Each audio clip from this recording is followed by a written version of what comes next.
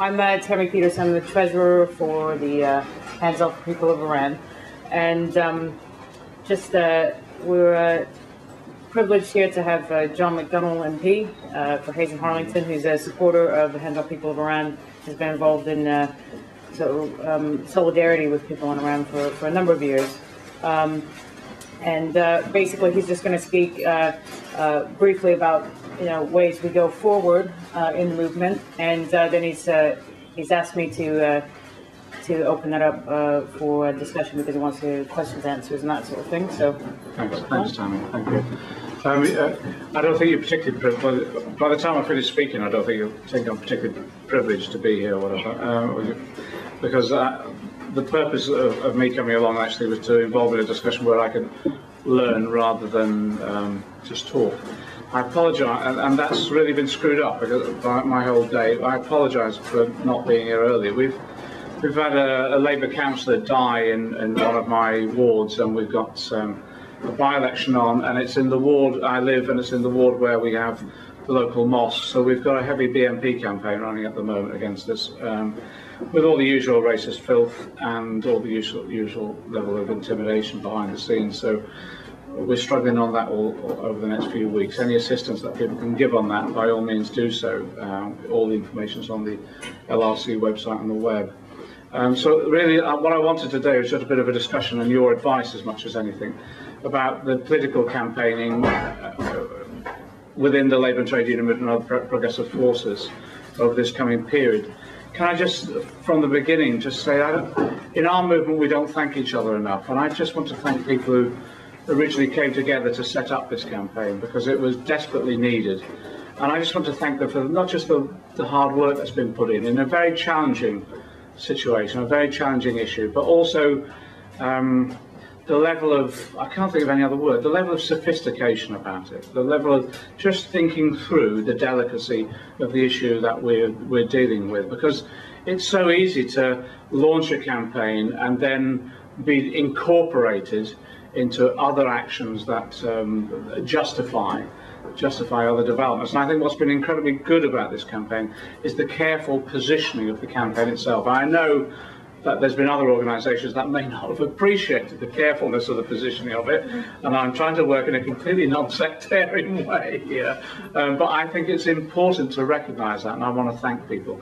The attraction of the campaign for me, and many others I think, is first of all that initial motivation, the almost desperation that we felt that the imperialists having invaded Iraq, they then started automatically looking to the rollout then to Iran. And I think most of us just wanted to do something and join something and act in terms of to prevent that further stage of the imperialist war within the Middle East. But the reason I mentioned sophistication is because the key thing for most of us as well is that we didn't want in any way to be demonstrating any form of support for the existing regime in Iran itself, but at the same time, in criticising that regime, we didn't want to give any credence or cover for imperialists to use those arguments as they have did in Iraq. Well, I think that's the nature of the campaign that was set up, and that's why I congratulate the thought that was put in to the approach, because it would have been so easy to go out there campaigning against the Iranian regime, which then the imperialists would have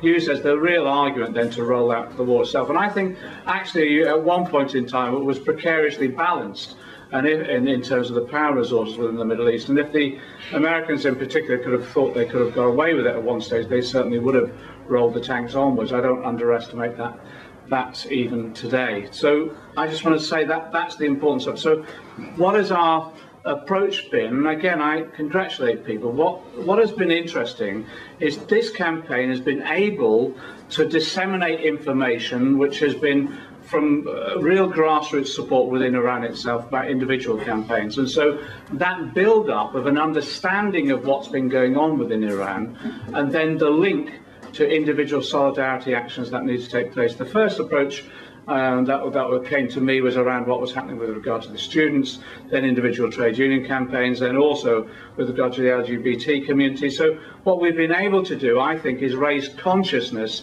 to a certain plateau about what's happening within Iran itself, and then also to guide people into proper solidarity work rather than just knee-jerk condemnations or reaction. That's the congratulations. My concern is this at the moment, is that we've had some immense successes, again, particularly within the trade union movement by way of the affiliations that have come through this particular round of conferences as well. But we still seem to be at a plateau, and it's trying to break through that plateau now to the higher level of raising consciousness. Within the media itself, let me just deal with the different sectors of the work that I think we need to continue on with and maybe deepen. Within the media itself, I think it's been incredibly difficult to get any stories about Iran in the mainstream media beyond the normal just condemnations of the regime itself. And I think somehow we need to think through the dialogue, working, I think, with the NUJ, which is, again, a union that we've worked with over various campaigns itself, work a dialogue with individual journalists about how are we going to get the truth out about what's happening on these individual campaigns that are taking place, and then the wider truth about what's happening with regard to the role of imperialists within the region itself and the continuing threat to Iran. So one of the ideas, I just suggest this, and maybe we approach the NUJ to do it on our behalf, is that we come back to the idea of a specific seminar for journalists themselves. At every level, both working in the national media, local, whatever, and particularly within the new media itself. What we've done in the past, we did it over the Irish struggle, some of you will remember because some of you are involved in that. We did a long, extensive programme of work in which we did seminars for journalists. We brought them together. We got them to meet with spokespeople, but also people on the ground, as much physical contact in terms of that dialogue face-to-face, better. And we were able to almost do their work for them. We can present you with a story. We can give you the contacts. We can demonstrate how we think this could be popular in the sense of it would have a resonance about what people's feelings are here about particular issues. And that extends not just into the mainstream media, but also into the different avenues of the media that has been undertaken. And I just give one example from the Irish struggle. Paul Donovan, who writes for the Morning Star and a whole range of things, also has a column in some of the Catholic newspapers. And what we were able to do over the years on the Irish struggle is actually use those, not because of any endorsement of the Catholic Church or making it more sectarian or anything like that, because it was one vehicle in which we could get stories that people didn't expect to read stories about that particular issue. And I think there's those avenues of approach like that through the different specialist media. And one of the things the campaign could do is facilitate that sort of discussion. And it would be only half a dozen or a dozen journalists around the table first of all, but we could build upon that. And I suggest that we make that approach to Jeremy Deere through the NUJ and see what sort of support that we could get. In terms of the other elements, which are in terms of the campaign itself, in terms of the trade union movement at the moment, I don't want to be self-congratulatory as an organisation, but bringing on the union affiliations this year that you've got in terms of PCS and in terms of ASA, that's an incredible breakthrough. Absolutely incredible. The PCS conference, I spoke at it. That must have bored them into submission. That's why it got through. But 2,000 people turning up at that conference endorsed this. It's the largest public sector union in terms of the civil service and growing, and we can build upon that now. And working with the PCS executive, building upon how that works out through their branches, the dissemination of information, etc. But also, now that we've got PCS, ASA, etc., it's formally committed. It's then now bringing them together to bring other unions into more closer dialogue. And again, I don't think it's unforeseable to try and then, as a result of that, win a position for the TUC within the next 2 to 3 year period. Now, again, it needs to be, I think, my view, it needs to be creative. The issue with the individual unions is that face-to-face systematic contact work that HOPI has done over the recent period, and that needs to continue on. The issue with the TUC itself is more problematic. I'm an ex-TUC bureaucrat, so I know how to kill a campaign overnight, really. When I was at the TUC, I used to be at the NUM, and then I went up to the TUC, and when I was at the TUC, we always used to joke about the TUC's international department, just being a simple branch of the CIA.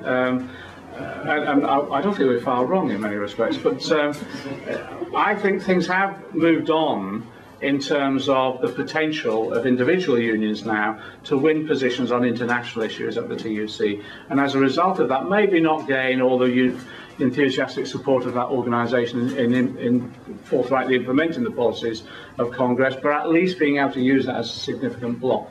And I think that we should give ourselves a target of the next 18 months to try and get a waft of resolutions through trade union conferences now, and then on to the 2009 TUC, with a specific agenda of work that we want the TUC to undertake by way of lobbying, campaigning and raising the profile within this country itself and beyond. The other sector, let me just say about, in terms of left organisations, but also in terms of Parliament too. We're clearly, in terms of the Labour left, what's left of the Labour left, and you're looking at what's left of the Labour left. No, what's left of the Labour left, you know we've organised on a rank and file organisation into the Labour Representation Committee. And again, I think the LRC is doing a good job, it's developing and all the rest, but it's about, I think it's about 1,300 members now, something like that. Half a dozen unions, I think it's half a dozen now national unions in affiliation, which is not, well, it's almost as much as the Labour Party, isn't it, really, the way they're disaffiliating at the moment, but there's about half a dozen unions nationally that are affiliated, a range of branches and broad lefts, etc. And I think, again, the LRC is a vehicle in which we can raise this issue and develop a rank and file lines of communication on the issue through what's left of the rank and file left within the Labour Party. There are other organisations, again, that we can have relationships with through the Labour Party and try and stimulate a wider debate. The problem that we have, obviously, is that there's limited manoeuvre for debate within the party itself now, and even though issues can go to Labour Party conference, etc., the conference itself is largely a trade fair now, and no decisions can be taken by conference. Resolutions can be put up, but they can't be voted on as decision making, only for information to refer to the policy commissions. But nevertheless, I still think it's a terrain that we can organise successfully on in terms of at least raising the profile, and even if we can't win positions, at least get the debate going. More interestingly, I think, is in Parliament, surprisingly enough. There's a sort of a vacuum in Parliament at the moment around this issue. There's individual parliamentary groups that will touch upon it, but are very traditionalist in their approach. And again, simply campaigning against the existing regime and not much else. And I think there's an opportunity now for amongst MPs, and I do it cross-party really, for us as a campaign to be raising the profile and to actually be raising the issues, formulating as we've done in the past, but maybe more thoroughly in the future, circulating position papers, briefings, etc., doing parliamentary seminars, as well as just the early day motions that we put down in the past. And even on those early day motions, which have been drafted by this organisation, we've had significant support on the individual issues when we've drafted them in such a way to engender that support. And I think developing that on now into bringing together MPs into a parliamentary group of some sort, which is operating on the basis of the demands around HOPI.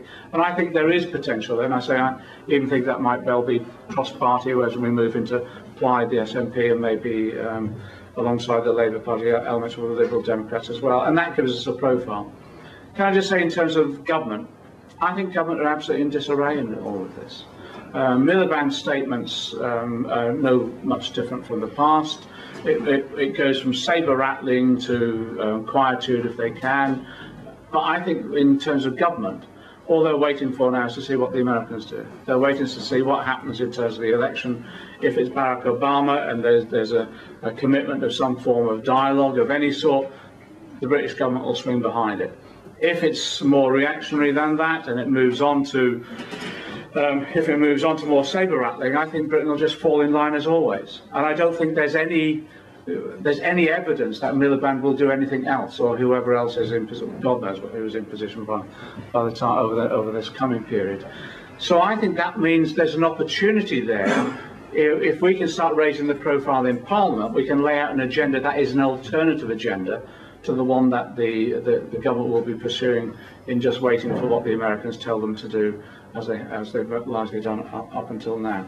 Which leads me on, finally, I suppose, to the attitude towards America itself. This issue around Barack Obama, I think, is fascinating. I know there's a large number of people who get dewy-eyed every time you mention Barack Obama's name, and some of the most surprising cynics I've met over the recent period go weak at the knees just at a picture of Barack Obama. Now, my view is straightforward on this, is that he's like any other American Democrat that we've seen for a long period of time. He's committed to the market force. He's committed to the capitalist system. He supported that whole system, which is basically imperialist, etc. And I don't see any dramatic change from the core stance of any government, American government, that would be led by him. But there are crevices and opportunities based upon the statements that he's made, but actually more importantly, the movement that's developed around him. And I think the important about Barack Obama is not Barack Obama himself, it's the movement that's come together. And this breadth of support have come together almost on an emotional basis to get rid of Bush and to look for hope for the future that we could link up with. And it's a generational thing as well. It's older hacks like me who think, Christ, it's almost, at least there's a light at the end of the tunnel, but a new generation that's come forward as well to say there's a potential here. And what's interesting, when you talk to some of the people who've been involved in that campaign, people are campaigning on all sorts of different issues and have all sorts of demands and illusions about what changes might take place. Well, I think our job now is to link up with that movement as best we can. Not so any illusions in Barack Obama or what his role will be, but actually to develop insights and to develop solidarity work with the movement that's engendered. And I think on this issue is one of the core issues that will be the test of the Barack Obama administration when it goes into power. And it will be a test, more importantly, of the movement that he's developed.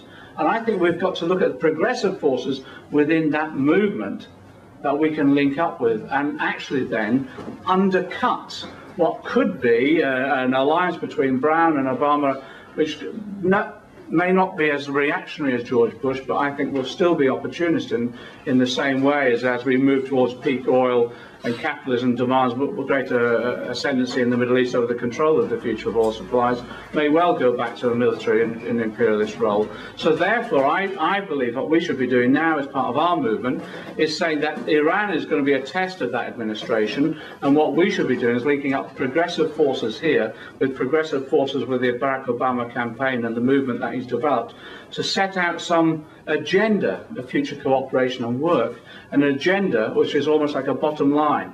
This is what we'd expect from an Obama government in cooperation with the movement that he's developed and that we can link up with internationally. So there's opportunities for that international voice to be developed. And I think having a movement-to-movement voice developed in terms of Britain and the UK could actually provide that alternative to whatever deals will be stitched up if and when he gets elected and when there's linking up with the Brown regime. That's the sort of work I think we should be doing in this coming period, and I just think it's really exciting. I just think it's really exciting, and I think also increasingly now I think we're recognising that we've got the resources to do it. In the individual campaigns that are happening within individual unions around this issue, we are bringing people together and we're discovering people. Within our different organisations, whatever political party or movement or campaign we're in, we are finding people coming out of the woodwork saying, yes, I am willing to do this. And I think also there is a generational thing, there is a new generation of people coming forward who are becoming the cadres of this movement as well. So I think the period is propitious because of the political potential, both here in America. I think the campaign itself, in the positioning that it's taken, has done exactly the right thing and has built a credibility, and the resources are becoming available to us. And on that basis, I think there's a real opportunity now of not just staving off threatening attacks on Iran, but the development of a progressive movement that recognises that we link up with progressive movements within Iran itself that could look, in the term of, I think, a limited period of time, for regime change, and then the opportunity then of not just democracy breaking out, but also that debate. Because if you look at all the progressive movements that are happening at the moment, they're defensive, but they're going beyond just calling for democracy or protection.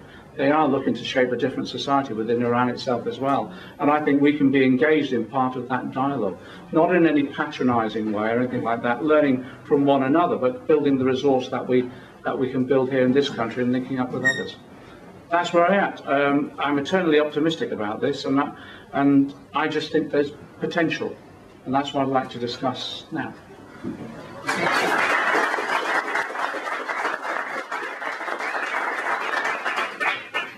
Okay, now just open it up for discussion, so if you just indicate. Thanks very much for your comments. I think they're very helpful.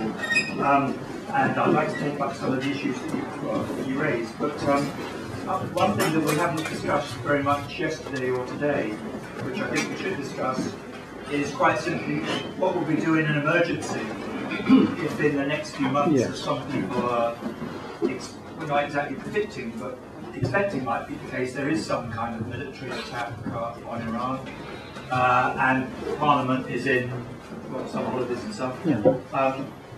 What are we going to do then? So I think we should discuss the issues you raised, but also discuss that issue as well. Can I come down to that quickly? Yeah, Sure. yep, sure. That's very specific, isn't it? And I'll say a few. If just step back, just on the mechanics of this, if there is, I don't think there will be. I think people hold back and we'll see, because I think people are waiting to see what comes out of the States. But, you know, Bush is here today, you never know what they're... I'm trying not to be too derogatory, what the moron's going to do next to you, really. Can I just say as an aside, the best line, there was Tammy's line at one of our meetings, was Tammy left America because they voted for a moron and came to London. I thought that was fantastic. And then they voted for another one. Then they voted for another one, yes. If the mechanics of this, if there's any movement whatsoever in that direction, would demand the recall of Parliament anyway. And they usually refuse that. To be honest, by the second week of the holidays, most people demand the recall of Parliament on some issue anyway, just to get publicity. They usually refuse. If it was military action, they would have to. And what would happen then is that there would be the usual two-day debate or something like that. I think it'd be very difficult after the thing about Iraq. So that's the campaign against the war in Iraq was successful in this sense. I think it makes it much more difficult for any Prime Minister to commit to war and to commit to military action in advance of a parliamentary debate and some form of sanction. So I think if there is an emergency, there would be a recall of Parliament, and I think then we really do step up every mechanism of campaigning we possibly can in terms of individual MPs, mass marches, and all that sort of thing. And I think don't underestimate the strength of feeling on that. And I think with regard to the individual unions that we're now working with, it is talking about what forms of creative action the individual unions could then take around that too. So I think it would be, yes, an emergency thing, but you'd focus it on that recall of Parliament and the decision making around that. Because I think even now, you know, the campaigning against the war in Iraq hasn't just sensitised MPs about this issue, about sending troops and making that decision. Actually, it terrified them as well. It's absolutely terrified them. A number of them now are looking back who voted for that war, thinking, what the hell have we done? Why did we do it? And I don't think they'd ever get that vote through in the same way again. So, yeah, it's an important question that we actually get out there and sort it. Yeah. Torab and then... Yes, you mentioned some of the things that we can do in the next period in terms of raising support within the trade union movement. What I wanted to ask you is, what is your advice on how to go about gaining a bit more support within the Labour Party itself, and particularly within the parliamentary Labour Party? Because that would help us a lot in gaining a better footing within the trade union movement. What are your suggestions in that as well? I mean, we are willing to do whatever needs to be done, like coming to the Parliament, discussing with individual MPs, but how should we go about that? Because we seem not to have gained a lot in that. Enough ground, Okay, I think we need, from the LRC's point of view, in terms of rank and file, we need a more systematic discussion, don't we? I think we just need a more systematic and professional discussion about how we can mobilise the resources within the LRC. It's almost like doing a canvas. You know, it's almost like saying, have we covered that particular union with the contacts that we've got? Have we got, where is our breadth of support? Have we done enough in that particular region, that sort of thing?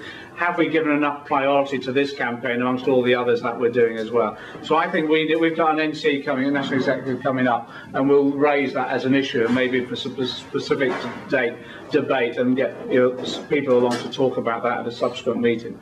And even maybe do a special meeting of some sort, because I think we need to be very just more systematic, more professional, and more exact about rank and file campaigning. Within Parliament itself, I think it's exactly the same thing, really, which is I need to sit down with Jeremy and others, Jeremy Corbyn and others, just to think through with yourselves about step by step how we mobilise sufficient support and magnify what we've got. At the moment, I think the idea of maybe moving towards face-to-face discussions with individual MPs over a period of time, then moving onto a parliamentary group of some sort, and then, as I say, to do that simultaneously with maybe a parliamentary seminar would raise the level of debate. What we haven't been able to do, and this is just a combination of lack of resources and physical exhaustion, is actually also have sufficient debates on the floor of the House of Commons, adjournment debates. We've done the early day motions. Maybe, we can have a briefing on this within the organisation itself, just basic mechanics of feeding in the parliamentary questions, making sure the contacts are made, making sure there's enough harassing of MPs to put the adjournment debate in line, that sort of thing. And then also maybe looking at a longer term process of then formal delegations of MPs linked to this organisation, to ministers and others, to get face-to-face discussions going. So it's a very traditional approach, that, but I think maybe it's my fault most probably, that we haven't covered enough of those bases systematically enough. And I'll get involved in that. The only thing I say is that it's like if we can get to the next phase of another few more MPs involved, it then lightens the load for others. And I'm very conscious now of making sure that we don't exhaust the people that we've got.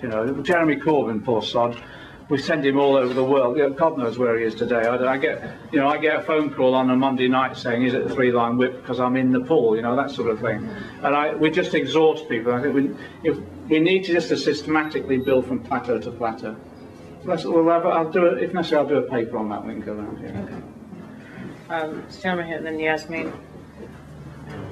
A friend of mine, who is a journalist, recently came from Iran and said that 100% of Iranian people criticize the United States of America.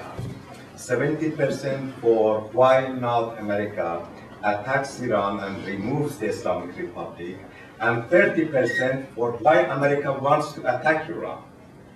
Now, Iranian people are extremely friendly with America. In a recent research, it showed that about 89% of Iranian people want to migrate from Iran and leave Iran, and the main destination was America. Now, keeping this, the reason is that the Iranian people are really fed up, keeping in mind that this regime is the most repressive regime in the history of Iran. More Iranians have been killed under this regime than any time under any regime in history, except if Iran has been attacked by Mongols. That's the only exception. Therefore, Iranian people demand a change of regime. Any campaign for supporting the Iranian people must not be diverted to support of the regime. This is the main point. A lot of people do this mistake, that instead of supporting the people of Iran, they support the regime of Iran. And the Iranian regime is extremely sophisticated in its propaganda. And I am sure, Mr. McDonnell, if you stay with the top Ayatollah for a few days, he will convert you to Islam and Shia, and then you will have in the next few days a good beer. Okay. They are extremely, as my Iranian friends know, nobody actually in the world is more skillful in propaganda than the Iranian regime. That is why I'm sure none of you will know what is the foreign policy of Iran on anything. Because they have several different spokesmen, each one for one specific thing to confuse you. So that if you are a left, you think, okay, this person is anti-imperialism, and therefore we are natural allies. This is not the case. Trump said yesterday correctly that the Iranian regime is anti-West, anti-Christian, anti-Jewish. It is not anti-imperialism. Just look at the relationships between the Iranian government and the United States of America. Both of them agreed to remove Saddam Hussein. The regime that was set up in Iraq was only supported by two governments, Iran and the United States. And those were the trained agents of the Iranian regime that are still running Iraq. Iran and America were the only regimes who supported removal of Taliban, because Iranian regime had two main opponents: Taliban from the west, from the east, Saddam Hussein from the west. And who removed that for the Iranian regime? America. At what cost? Some people say 1 trillion. Now, and worse than that, the United States of America has left the hand of Iran open in Iraq, also in Afghanistan. And the agents of Iran are running both countries. So I don't think that Iran is anti-imperialist. What I think the efforts of the democratic forces must be focused on are on those people in Iran who are fighting every day. Among them, there are teachers, workers, Iranian nationalities. If you look at the number of people who have been killed in the world, Iran has the highest executions after China.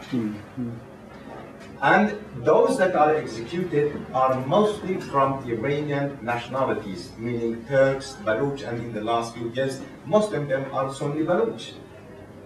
So it will be very encouraging if you promote the idea of change of the regime in Iran through democratic campaigns.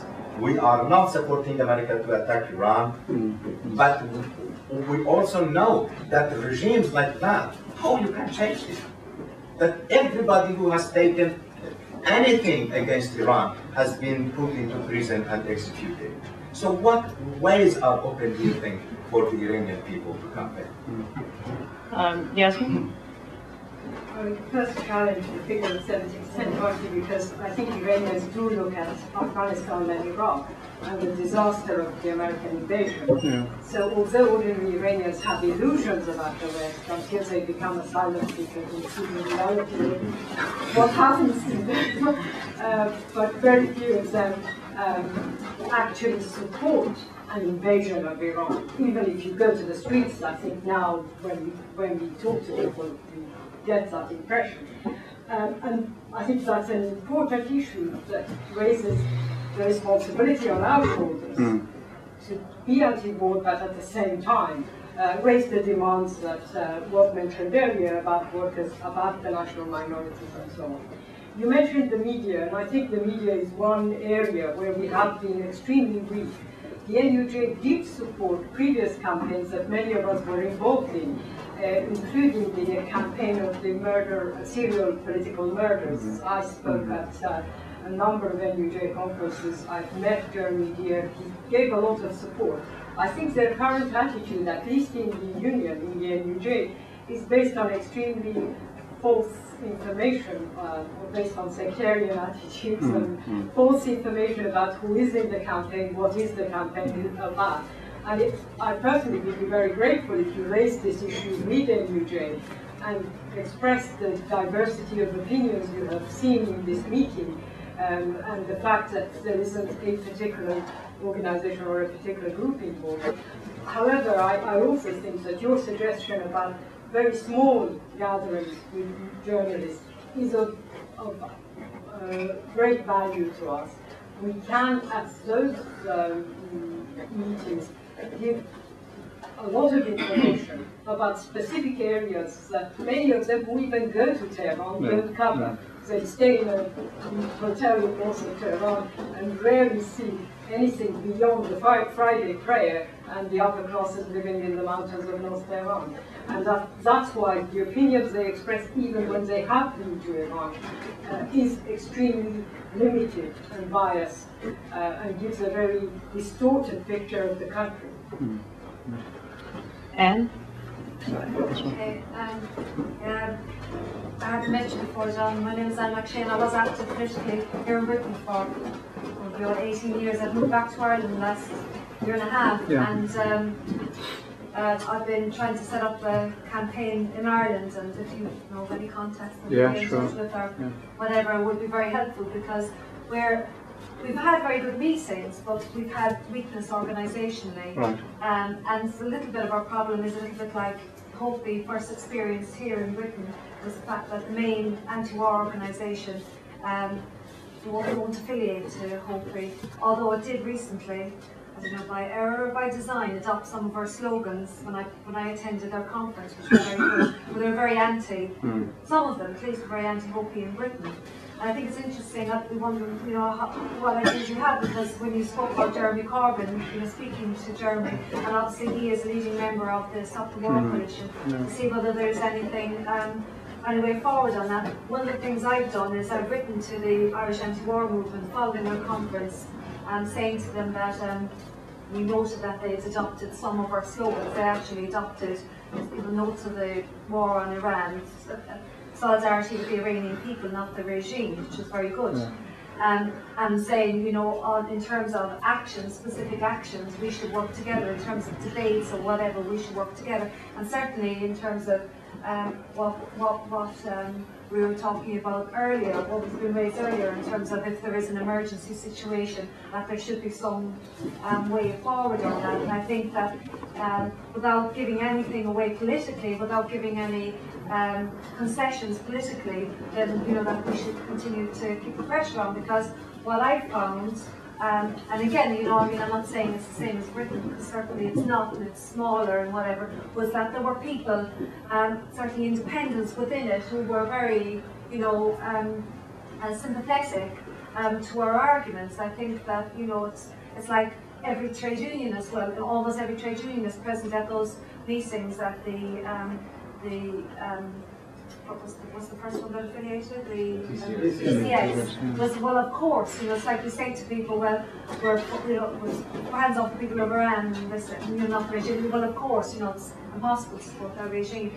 And just in terms of the question of the media, well, we've had some limited success in terms of when we've had people coming over, getting onto radio shows, getting into, you know, kind of those phone-in programs, and also with researchers. Sometimes they can be more influential researchers than the journalists themselves, and that they're obviously preparing the ground and they're deciding who to speak to. So having those contacts, and I agree, giving them briefings, giving them contacts, allows them, helps them, and a lot of the time those people, you know, if they're given the opportunity of having information to hand, then they'll take up that. So, okay, thanks. Thanks. Gentleman at the back. Yes, and Hegel, CPGB. I was very interested in John's plan of work, if you like, laying out areas of work. I'm sure that, you know, to follow up that would be very useful. But I'd like to, you know, draw a relationship between trying to get, because it's a class-based struggle we've got, isn't it, in Iran as well as here, trying to get the relation between the parliamentary question, but getting more parliamentary support obviously helps us, or getting trade union organisations to formally back us, and you're quite right to draw the distinction between formal backing and real action on the ground, you know. Or on the other hand, whether we can get any significant action by workers, especially as Comrade Maker said here about if there's an attack. Yeah. You know, you need to get immediate action by important sections of the working class if you want to have any real effect. When we go to do this campaigning, you know, to extend our support in Parliament, it's a danger that we might be watering down, or might be a tendency to water down the campaign. So I thought I'd raise the question for you, John, now about what happened in the general election. You know, with Stop the War campaign, they wouldn't say support anti-war candidates because they would have divided. They wouldn't say troops out now. Say troops out, same as Gordon Brown and George Bush did it just now, didn't he? No, we all want troops out. But they wouldn't say. So when we, in the Weekly Worker, we did, we said we would support those candidates, working class politics candidates, who were for immediate withdrawal of troops from Afghanistan and Iraq. And we got this list from left Labour people of the Labour, I can't remember what it's called now, Labour Against the War. And we went through them and talked to them and asked them, and we asked you, and we ended up with 4. We were absolutely bloody gobsmacked. There are only 4 who would say that. And of course Jeremy Corbyn was one of those who wouldn't, you know, who wouldn't say, well, he didn't come back clearly, you see. He didn't answer us, except for, you know, after repeated attempts, we didn't get an answer. Except it wasn't evident that he wasn't saying that. He wasn't saying troops out now. And I mean, here we've got in our basic leaflet, you know, the immediate and unconditional withdrawal of all troops from the Gulf region. So I think it's an important point. You know, if we do go round the unions and round Parliament, we need to stick to principle, because that's the only thing that's going to deliver real substantial action by workers. Yeah, I agree. I agree, and but it's also trying to mobilise and bring people along as far as they'll go, really. When I last spoke in Trafalgar Square, I'd forgotten, I genuinely did forget to say troops out now. And then the following week, I get condemned in Weekly Worker. I felt really bad about it. I felt right to say, look, I fucking forgot. I'm really sorry. Do you know when you're doing rhetoric, and you got someone saying you've got to do 30 seconds? I don't know. But I think it's a good point. That we're running up to, you know, 18 months, 2 years to a general election.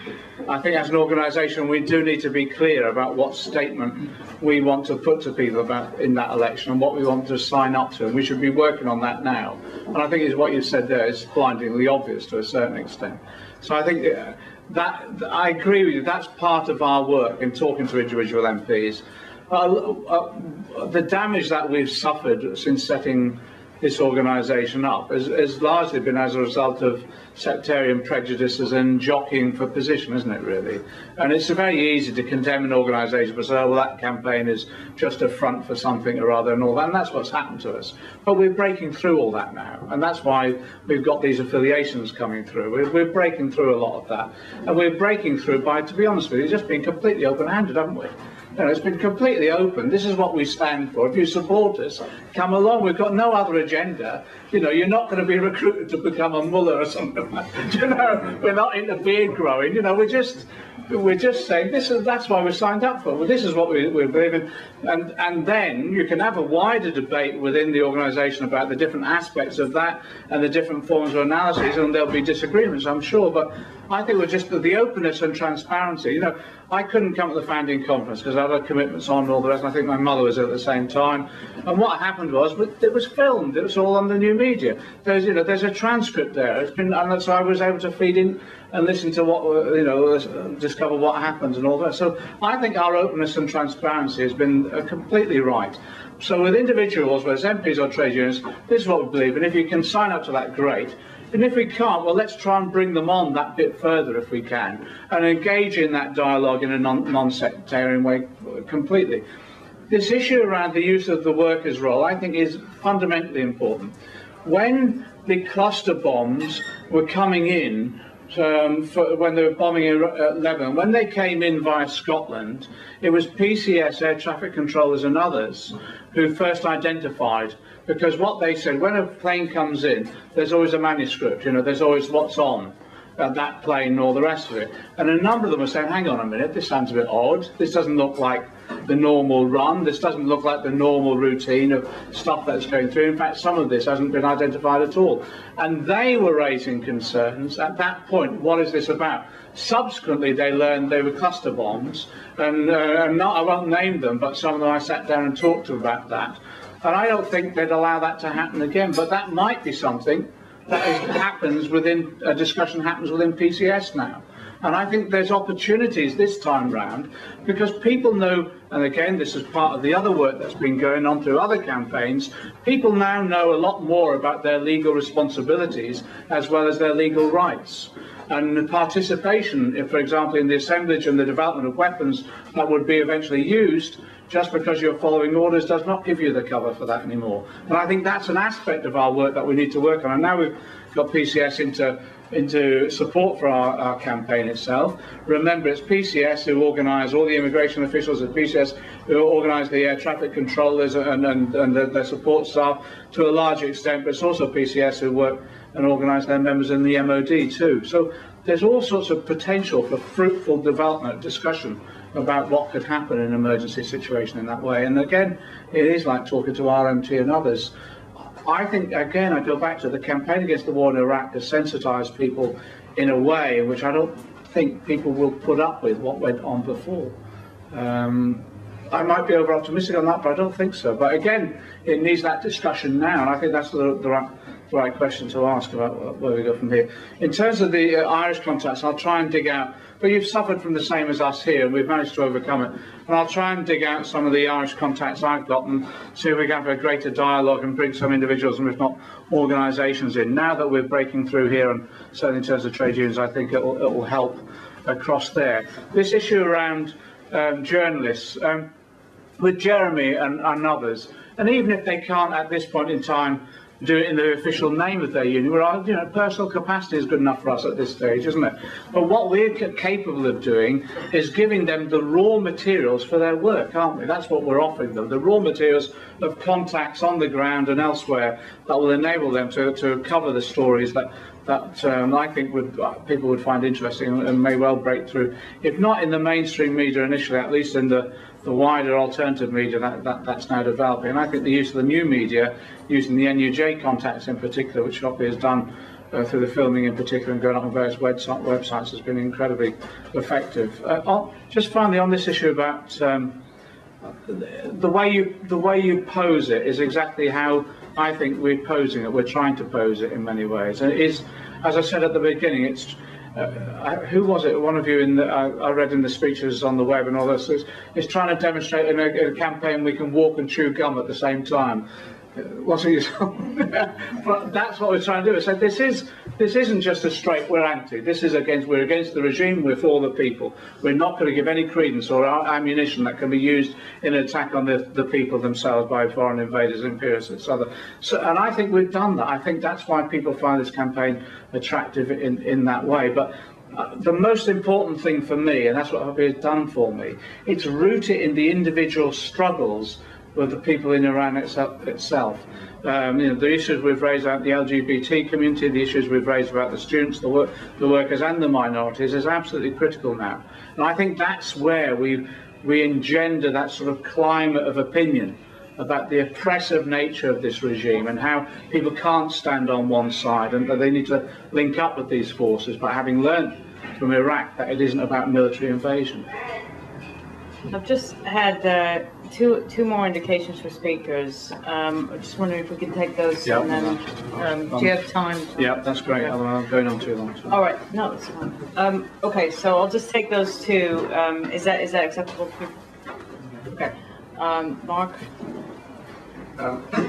Just two very quick points, really.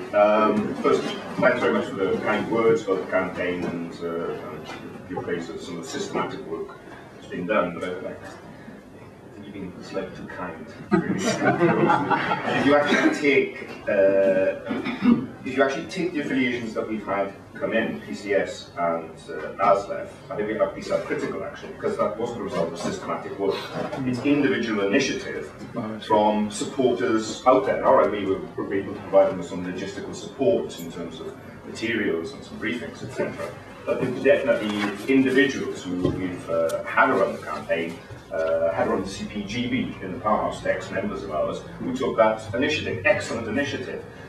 Something that we should take heart from, in the fact that, you know, these companies took this initiative, went and got those 1,000 delegates, or whatever it was, at the PCS conference, to readily agree. It indicates that there's, you know, tremendously potentially fertile ground out there for HOPI, but we have not, as of yet, done systematic work in the organised working class movement, and we have to be self-critical. There are good reasons and bad reasons for that. The HOPI does run on a shoestring in terms of finance, in terms of personnel. So definitely, over the coming period, in order to facilitate precisely the very positive suggestions that John's made, I think we have to do a degree of sort of work on our infrastructure as a campaign. It's, as I said, the potential we can see there. It's frustrating sometimes when we have limited resources in order to try and match up to those tasks. So that's something that we do need to think about. The other point I would say about, I mean, we've referenced the initial controversy that HOPI has stirred in the anti-war movement. I just want to emphasise, I think it's very important that we resubmit an affiliation request to the Stop the War Coalition AGM in October, whenever it comes.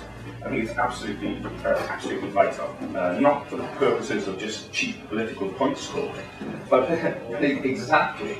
All right, we were told at that time that the message of HOPI, one was provided a cover for US imperialism's plans to attack Iran, and two, one comment told us that it was much too complex for quote-unquote ordinary people to understand. I hate the phrase ordinary people in that sense, but when it seems like the delegates to the PCS understood it, it seemed like every delegate to ASLEF conference, they managed to get their heads around it. It's not a proposition from Wittgenstein, is it? I mean, as you say, walk and chew gum. I mean, the original phrase is walk and fart.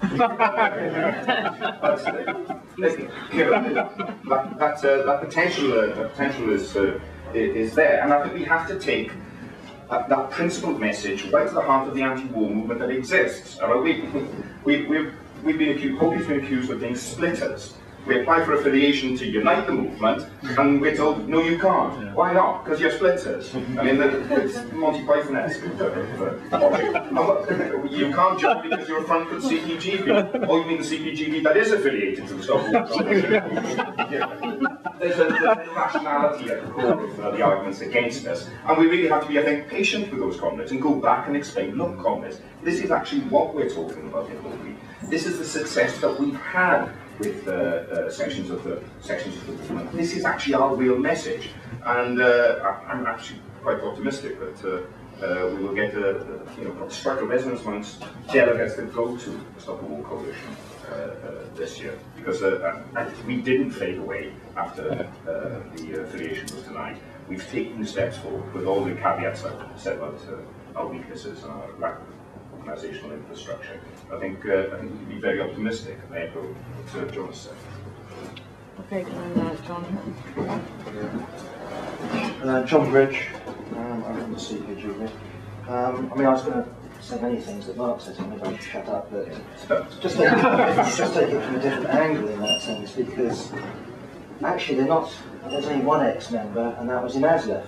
Yeah, the other one, we actually had one comrade, and we had a supporter in PCS, and it was their initiative, and it wasn't Martin, it wasn't Yasmin, sorry Yasmin, it literally just them, okay, because of the weekly work, because of the work that HOPI is doing, they took the initiative.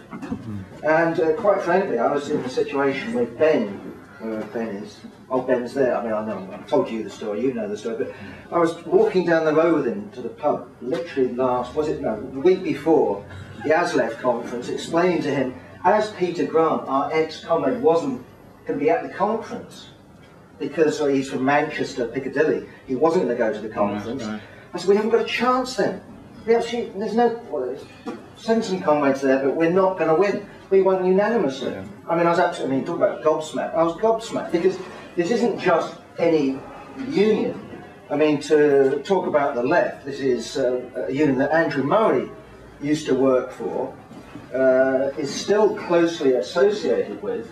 You know, if we're talking about efficiency, well, okay, HOPI hasn't showed stupendous efficiency, but then you have to say about Andrew Murray and the other comrades in Stop the War Coalition, because you would have thought they would take the initiative to stop us and put the argument forward.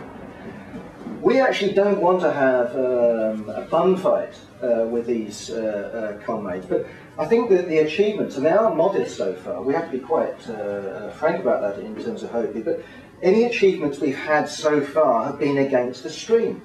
You know, we've had the dominant force in Stop the War Coalition campaigning against us.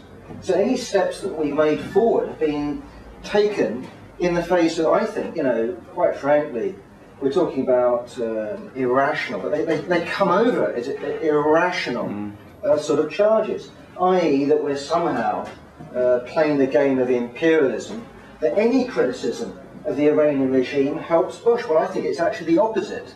I think unless we are seen to champion the ordinary people of Iran, the left is going to be dismissed, I think, as a pawn of this incredibly oppressive, foul regime. So I think that's what I fear about Stop the War Coalition, that we did have 1.5 million, or whatever the figure happens to be out last time, under their present leadership, or at least with their present line. Although, John, you talk about, you know, you're very confident, but I mean, we ain't doing ourselves any favours. Now, that's the point I'm really trying to say. We ain't doing ourselves any favours in terms of turning to the masses in Britain if we come over as friends of the Tehran regime. As Mark said, it is quite possible for so-called ordinary people to understand that you can do both. But it is worth noting, isn't it, that Stop the War Coalition, Andrew Murray, although they were very generous to us, putting that item at the top of the agenda and debated it, this was actually shown on Iranian TV. And they had Iranian film crews there to film Andrew Murray and SWP comrades saying why HOPI shouldn't affiliate. So I think they're doing a disservice at the present time to the anti-war movement. I think they're in their false anti-imperialism. I actually think, you know, in terms of the balance of things, I think they're actually playing a very negative role at the present time. And I think we can go to Stop the War Coalition, even with the very modest support that we've gained thus far, and reverse that decision. And I think that would do a favour both for HOPI, but I think it will do actually a bigger favour to Stop the War Coalition, because at the moment I think it's on a very, as I say, a dangerous trajectory. Okay, just as John to wrap up, and then I think we'll have a probably 5 to 10 minute break, and then Moshe's going to speak. I think that would be the best thing. Only 30 seconds really to say. I think what we need to do is use every contact we can, every best endeavour to turn that issue around and stop the war, and just take the heat out of it. What is this about? We want to work together on this issue, and why not? And I think one way of doing that as well is, we've got the Convention of the Left that's taking place in Manchester at the same time, just coincidentally at the same time as the Labour Party conference in Manchester, and I think that's a useful vehicle as well in just raising these issues, because I think what seems to be happening almost spontaneously now is that a whole range of political organisations, political campaigns, social movements are arriving at the same conclusion, that we need to work together and learn from one another and work in a non-sectarian way. And to be frank with you, all the individual sectarian activities or speeches that get made at different meetings are just a turn-off for a large number of people, and people are reacting against it. And I think what we're putting on the table, aren't we, is just, here's a campaign with a specific objective. Can we work in solidarity with others? And can we learn from one another? And I think that's the atmosphere now. So I think it's changed from the previous period. The issue around individual initiatives, we haven't been systematic enough. Well, fair enough, but we still had the people there with the materials and the information to be able to do that. I spoke at the ASLEF conference, and it was just great. It was a great atmosphere. Did it at PCS as well. And what I've been trying to do, and every time I've been speaking at different union conferences, is make sure there's at least a reference to Iran, a reference to the campaign wherever we can. I think in that way we're raising the profile, and that's our... We've got to work systematically on the organisation. I agree with it. It's building up the infrastructure, and some of the ideas I've put forward need a fair amount of work, but it doesn't need that dramatic amount that we can't do it over this coming period. But we've got to build on our successes in that style and atmosphere that we've generated within this organisation and our attitude to others. But it is about this very clear definition of what we're about. We work in solidarity with the Iranian people in their progressive struggles. That's what this is about. We work to campaign against an imperialist attack on Iran because it's an attack on those peoples. And I think actually the lesson of Iraq for many people was just what this attack did to the Iraqi people themselves. You know, God knows hundreds of thousands that have died, the suffering that goes on, the exploitation, and again that gives us, I think, fertile ground to build this campaign. So I go back to nothing but optimistic. The only slight pessimism I've got at the moment is holding on to my seat. So I'm going to go back to Hayes and Harlington at this point in time. Okay. Thanks a lot.